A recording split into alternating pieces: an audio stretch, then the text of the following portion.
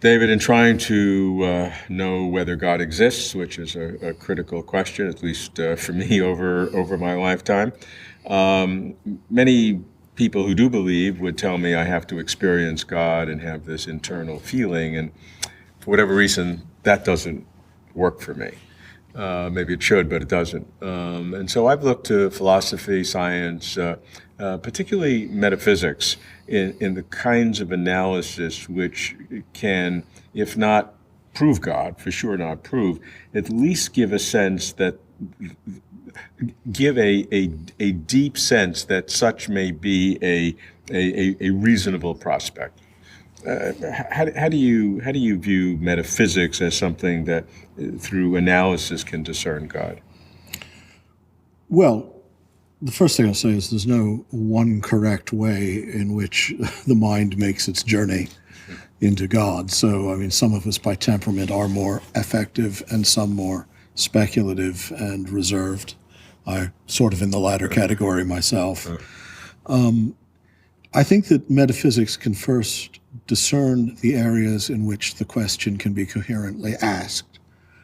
If we ask the question idly in the way that it's, say, a new atheist polemic or in even intelligent design, it's asked, then we get into rather silly squabbles about whether we can ascertain the existence of a specific entity that has qualities that we're often ascribing or denying him as our intuition dictates. So what metaphysics can do first, as a special science of what lies beyond physical investigation, is discern those areas where the question of God presents itself, such as the question of being, the question of the existence of all things, the modalities of possibility and probability, the metaphysics of consciousness. If we think of mind as not, if we come to the conclusion that mind is not reducible simply to a mechanical phenomenon, and in then delineating those areas, it can move deductively towards certain affirmations. Those in and of themselves will never be a replete spiritual diet. I mean, you're never, I mean, there is, all the traditions say that at the end of the day, God is personal, you are personal, you belong to a community of personal beings. The personality relation, in some sense, lies at the ground of reality in a way more fundamental than a simple psychological fact. And so the final encounter with God, or an encounter with God that would take you beyond doubt, wouldn't have the character of a metaphysical proof. But philosophy can do a lot. I mean, it can recognize also the differences between kinds of questions. Why, when we're asking ontological questions, we're not asking questions of cosmic etiology, say.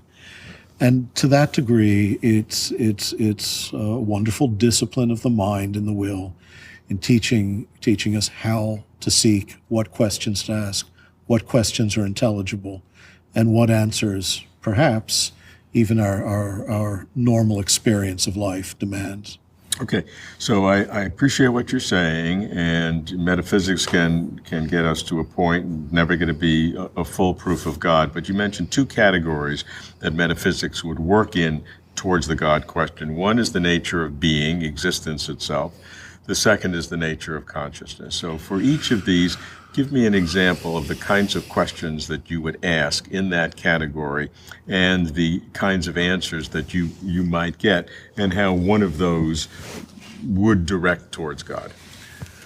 Well, in the realm of ontology, the classical question remains, is contingent, as a thoroughly contingent existence of the cosmos, of anything possible? Is it a modal possibility, not just a likelihood, or whether or not, rigorously followed to its most original premises, everything that is contingent must finally rest upon a single absolute ground.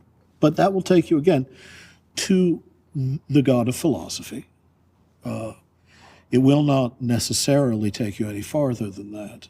Nonetheless, it's a significant thing, because if you come to the conclusion that that's correct, then you're almost morally obliged to continue to search, because the entire frame of reality now is invoking from you or provoking from you a set of questions and concerns that weren't there before, and that seem to be the very substance of life. The realm of consciousness, too. If you come to the conclusion that the intentional structure of consciousness, that the rational structure of thought, that the unity of apperception, that the sheer subjectivity as such isn't reducible to physical causes, and moreover, in some sense seems to participate in the very intelligibility of all that exists, and might point towards a more fundamental intelligibility and even spiritual nature in the fabric of all things.